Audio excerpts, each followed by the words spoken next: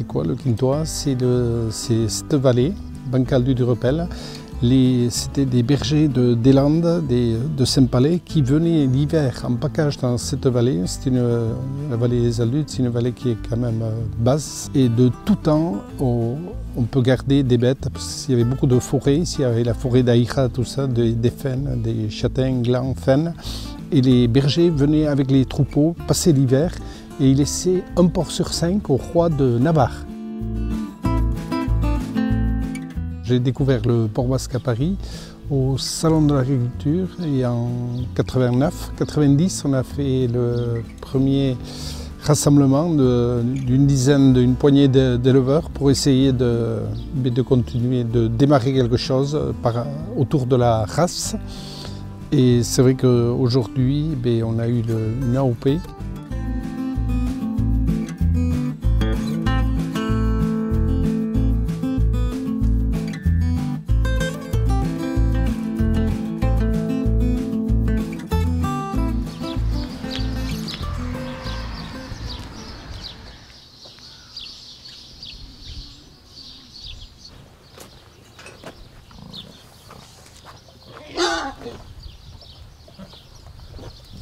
Nous sommes à Saint-Martin-d'Arbérault. D'ailleurs, en arrière-plan, vous avez le village de Saint-Martin-d'Arbérault, une petite commune de 320 habitants.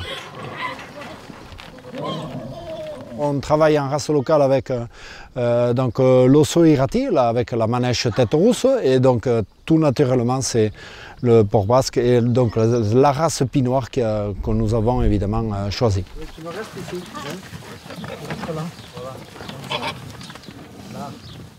Dans toute la filière, nous sommes maintenant, il y a 18 naisseurs, il y a 45 engraisseurs.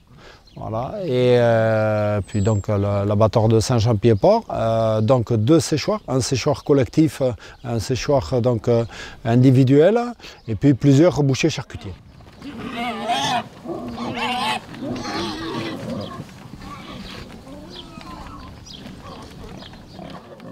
Il y a une zone géographique qui est bien délimitée puisqu'il y a 231 communes qui sont éligibles pour faire donc, de ce jambon. Et ça va donc du côté de Navarex, on va du côté du sud des Landes, Conaille est la dernière commune, à côté de Pérorade. De l'autre côté on va jusqu'à l'océan et après on va tout naturellement vers la vallée des Aldudes, la limite donc, de la frontière espagnole.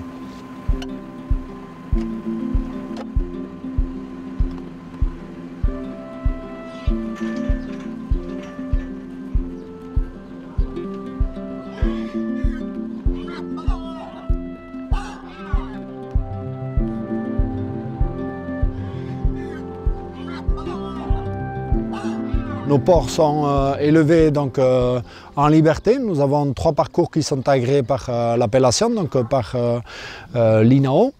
Voilà, donc, avec, par exemple, pour ce parc-là, on peut lever que 33 cochons, puisqu'on n'a pas tout à fait un hectare d'herbe. Voilà, donc ils sont nourris avec essentiellement les céréales de la ferme, que ce soit le maïs, que ce soit de l'orge.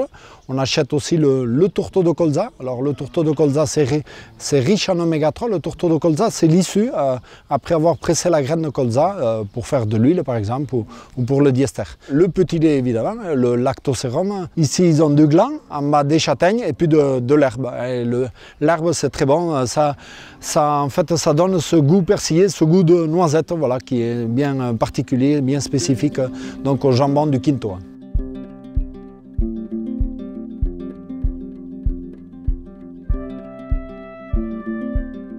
Nous avons donc tout récemment, il y a 8 jours de ça, ouvert donc, notre nouvelle boutique. On voulait la mettre un petit peu au goût du jour, un petit peu, on va dire, tendance. Tous les outils qu'il faut pour faire que ce soit une belle ambiance.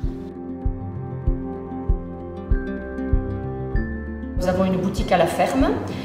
Nous élaborons également le fromage et le petit lait est recyclé par nos cochons, donc des cochons de race pinoire du Pays Basque. Et ces cochons sont transformés à partir de recettes que nous avons mises au point avec Jean-Claude.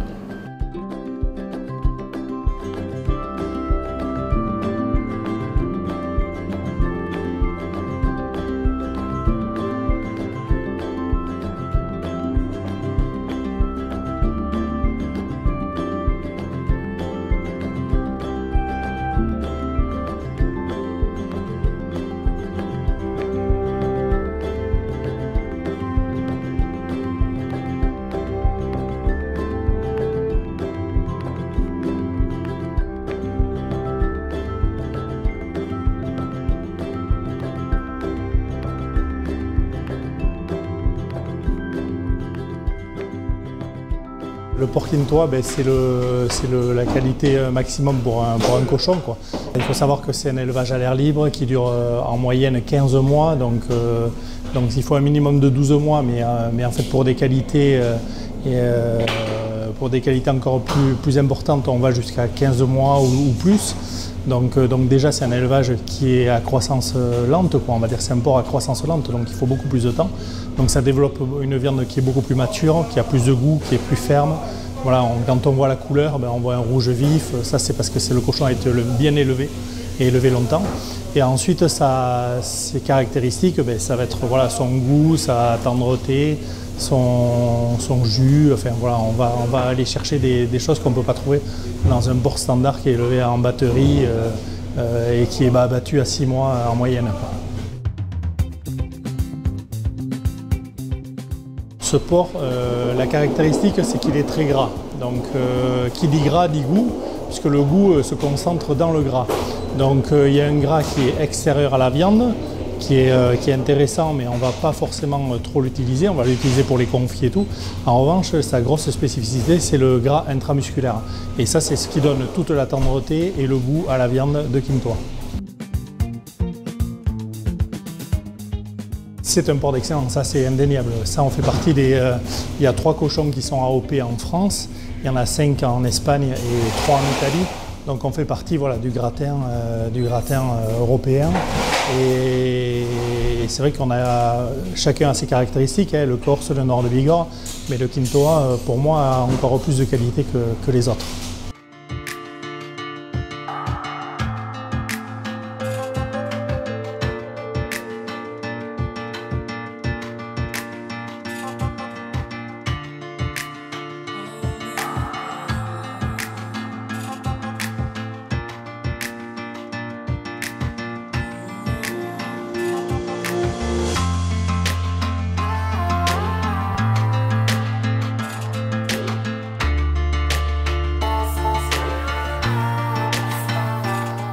Déjà, c'est un porc exceptionnel parce que c'est un porc du pays.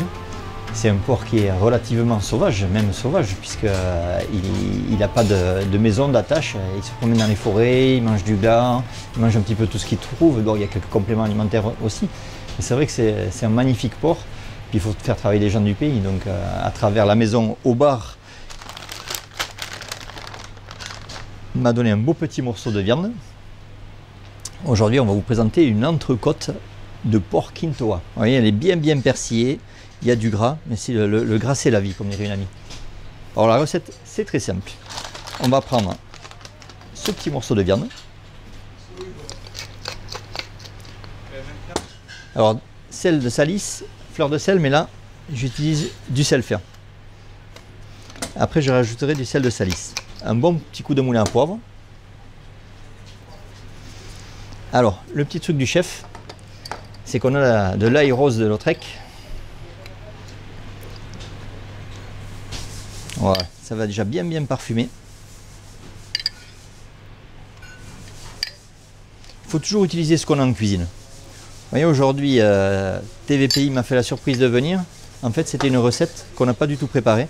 Et qu'on vous fait en live, ça nous fait super plaisir. Alors, comme les Basques sont les spécialistes du barbecue, on va le faire à la braise.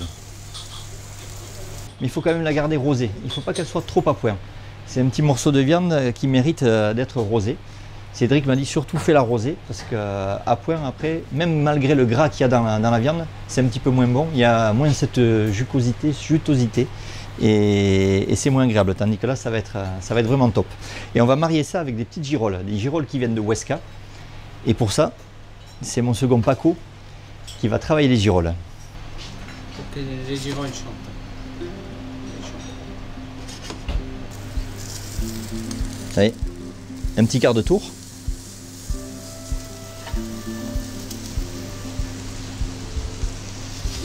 Voilà, les girolles commencent à chanter.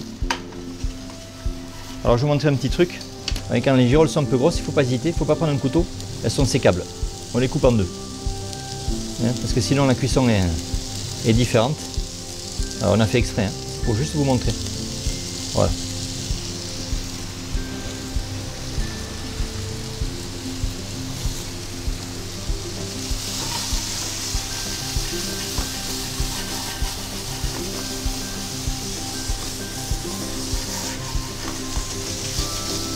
Alors je vais tourner ma viande.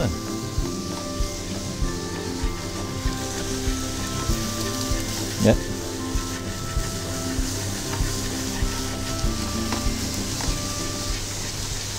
Alors là on a de la chance parce que c'est de la girole moyenne, elle est assez ferme.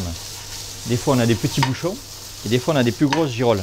Alors quand elle est de cette taille là, en fait elle est très agréable parce qu'il y a une fermeté dans la bouche par rapport aux autres girolles, mais là on est tributaire des ramasseurs et c'est vrai que sur ce coup là on était très contents.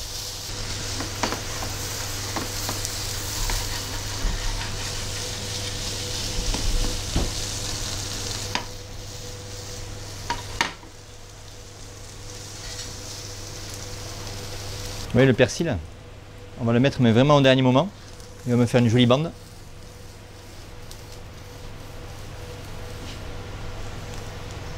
Voilà. Alors on le met toujours dans un plat. Comme ça le gras se pose un petit peu sur le plat. Et après, allez-y. Voilà.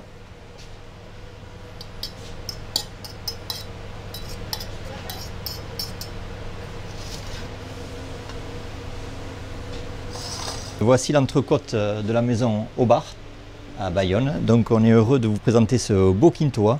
Nous vous souhaitons un bel été à tous et à toutes et j'espère qu'on vous verra nombreux dans notre petit village d'Aïnois. Bon, mais maintenant que la caméra est éteinte, on va le manger. Merci Cédric, il faut que ça soit bien rosé. Paco?